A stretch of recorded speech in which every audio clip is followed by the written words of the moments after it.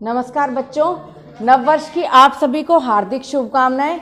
उम्मीद करते हैं कि 2024 का स्वागत आप सभी सरकारी कुर्सी पर बैठकर करेंगे। यही हमारी शुभकामनाएं हैं। आज हम आप लोगों को पढ़ाएंगे विशेषण। संज्ञा और सर्वनाम के बाद महत्वपूर्ण टॉपिक हमारा आता है विशेषण। तो विशेषण किसे कहते हैं? सबसे पहले हम आपको बताते हैं कि विशेषण किसे कहते हैं।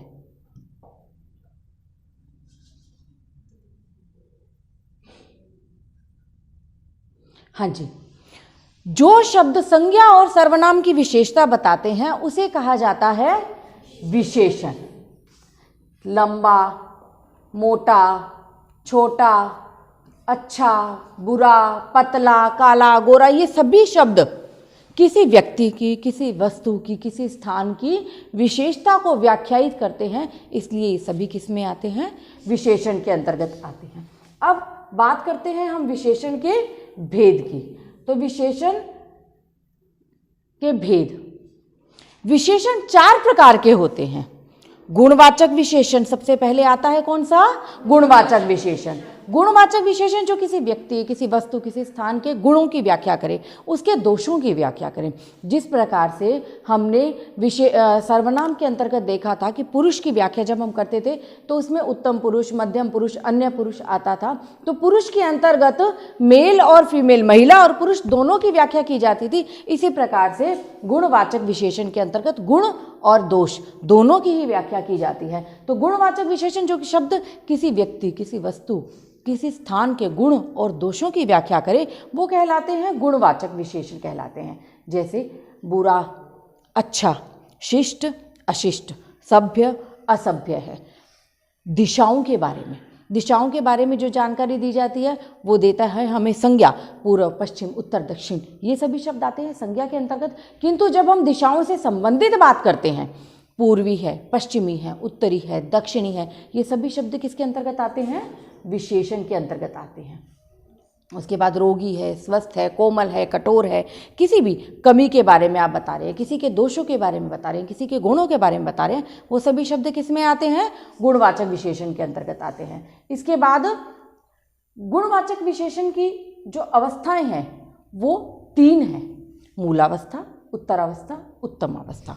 मूल, बेसिक, जिसके बारे में बात की जाती है, जहां हम किसी से तुलना नहीं करते हैं, वो मूलावस्था में आता है। कि जैसे गुलाब सुंदर है, गुलाब एक सुंदर पुष्प है, राधा सुंदर है, श्याम काला है, ये सभी वाक्य किसके अंतर्गत आते हैं? मूलावस्था के अंतर्गत आते हैं। उत्तरावस्था, जहां 2 व्यक्तियों की, 2 वस्तुओं की, स्थान की तुलना की जाती है कि गुलाब चमेली से सुंदर है, ताजमहल कुतुब मीनार से ज्यादा सुंदर है। यहां हमने 2 इमारतों के बीच तुलना की, तो वो किस में आएगा?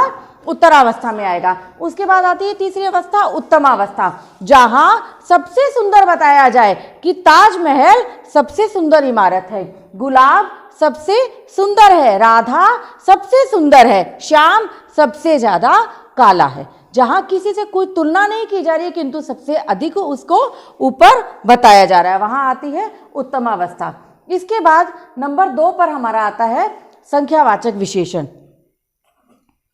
संख्यावाचक विशेषण, संख्यावाचक विशेषण में जहां संज्ञा और सर्वनाम की संख्याओं के बारे में जानकारी दी जाती है वहां आती है संख्यावाचक विशेषण। जिन शब्दों द्वारा संज्ञा और सर्वनाम की संख्याओं का बोध हो वहां संख्यावाचक विशेषण आता है। इसके 2 भेद हैं, एक तो निश्चितवाचक विशेषण और एक अनिश्चितवाचक विशेषण। निश्चितवाचक विशेषण में इसके 4 भेद हैं। नंबर 1 गणनावाचक विशेषण। गणना, गिनती, हम गिनती कैसे करते हैं? 1, 2, 3, 4, इस प्रकार। तो इस प्रकार की जो संख्याएं आएंगी किस में आएगी?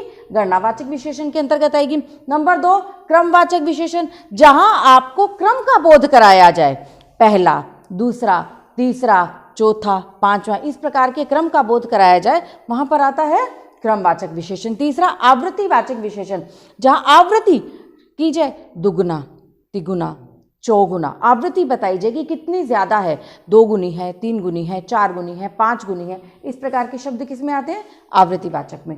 चौथा समुदायवाचक। समुदायवाचक जब समूह की, दोनों, तीनों, चारों, पांचों, जब समूह की व्याख्या की जाएगी तब कौन सा शब्द आएगा? समुदायवाचक आता है। तो ये आगे निश्चित संख्यावाचक विशेषण के भेद। इसके बाद नंबर 2 पर आता है अनिश्चित संख्यावाचक। जब संख्याओं की कोई निश्चित जानकारी न हो, वहां पर आता है अनिश्चित संख्यावाचक विशेषण। कुछ, बहुत, थोड़े, इन शब्दों के द्वारा इसको व्याख्यायित किया जाता है किसको? अनिश्चित परिमाणवाचक विशेषण को। इसके बाद नंबर 3 अनिश्चित संख्यावाचक विशेषण को। इसके बाद आता है परिमाणवाचक विशेषण। परिमाण शब्द का अर्थ होता है मात्रा। परिमाण और परिणाम 2 प्रकार के शब्द होते हैं जो शब्द युग्म के अंतर्गत आते हैं। परिणाम का अर्थ होता है फल, नतीजा, और परिमाण का अर्थ होता है मात्रा। इंग्लिश में इसको कहा जाता है क्वांटिटी। किसी भी वस्तु की मात्रा को जब व्याख्यायित किया जाएगा तो वो किसके अंतर्गत आएगी? परिमाणवाचक विशेषण के अंतर्गत आती है। जो विशेष्यों की मात्रा का बोध कराते हैं, यानी कि संज्ञा की मात्रा का बोध कराते हैं। द्रव्यवाचक संज्ञा के शब्द इसके अंतर्गत आते हैं। द्रव्यवाचक संज्ञा के अंतर्गत क्या होता है? मापने और तोलने वाली सभी वस्तुएं किसके अंतर्गत आती है? संज्ञा, द्रव्यवाचक संज्ञा के अंतर्गत आती है। तो द्रव्यवाचक संज्ञा की मात्रा का जब बोध कराया जाएगा तो वो किसके अंतर्गत करवाया जाएगा? परिमाणवाचक विशेषण के अंतर्गत कराया जाएगा। अब परिमाणवाचक विशेषण भी 2 प्रकार के होते हैं, निश्चित परिमाणवाचक विशेषण और दूसरा अनिश्चित। जब मात्रा निश्चित हो, 2 kilo, 4 kilo, 5 kilo, 2 kilometre, 10 litre, 5 millilitre, 10 ग्राम, इस प्रकार की मात्रा की जब बात की जाएगी तो वो निश्चित परिमाणवाचक में अंतर्गत आएगी। अब ये दूध, तेल, गेहूं, ये सभी शब्द किसके अंतर्गत आते हैं? द्रव्यवाचक संज्ञा के अंतर्गत आते हैं। परंतु इन संज्ञाओं से पहले यदि आप मात्रा लगा देते हैं, निश्चित मात्रा लगा देते हैं, तो वो किसके अंतर्गत आएगी? निश्चित परिमाणवाचक विशेषण के अंतर्गत आती है। नंबर 2 इसका आता है अनिश्चित परिमाणवाचक विशेषण। अनिश्चित, जब द्रव्यवाचक संज्ञाओं की कोई मात्रा निश्चित न हो, थोड़ा है, ज़्यादा है, कम है, बहुत है, इस प्रकार के शब्दों का प्रयोग किया जाता है, वहां पर आती है अनिश्चित परिमाणवाचक विशेषण। नंबर 4 पर आता है संकेतवाचक विशेषण या सार्वनामिक विशेषण। संकेतवाचक विशेषण, जब संज्ञा से ठीक पहले सर्वनाम का प्रयोग किया जाता है तो वहां पर होता है सार्वनामिक विशेषण। संज्ञा से ठीक पहले सर्वनाम आए तो सार्वनामिक विशेषण। या हम किसी की तरफ इशारा करके जो बात करते हैं कि वह लड़की पढ़ने में बहुत ही अच्छी है, तो हमने इशारा करके बात की, हमने संकेत करके बात की, तो वो किस में आएगी? संकेतवाचक विशेषण में आएगी। इसकी विशेषता केवल इतनी है, इसको हम ऐसे ही पहचान सकते हैं कि जब संज्ञा से ठीक पहले सर्वनाम का प्रयोग किया जाए। देखिए, सर्वनाम आ गया कि यह बहुत सुंदर है, यह मेरी है, वह मेरा भाई है, इस प्रकार के वाक्य जब आएंगे तो सर्वनाम के अंतर्गत आएंगे। किंतु जब हमने कहा कि यह गुलाब बहुत सुंदर है, तो गुलाब एक संज्ञा है, संज्ञा से ठीक पहले सर्वनाम आ गया यह शब्द, तो यह वाक्य सार्वनामिक विशेषण में आ जाएगा।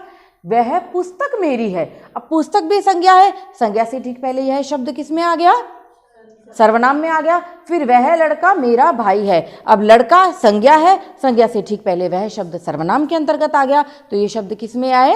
सार्वनामिक विशेषण में आएंगे। संज्ञा और सर्वनाम, क्रिया और विशेषण से संबंधित जो भी प्रश्न आपसे परीक्षा में पूछे जाते हैं वो हमेशा रेखांकित करके पूछे जाते हैं।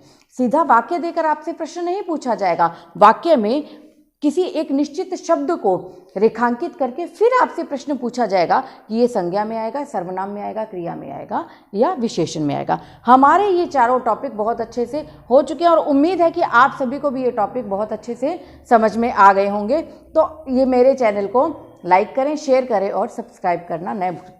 धन्यवाद।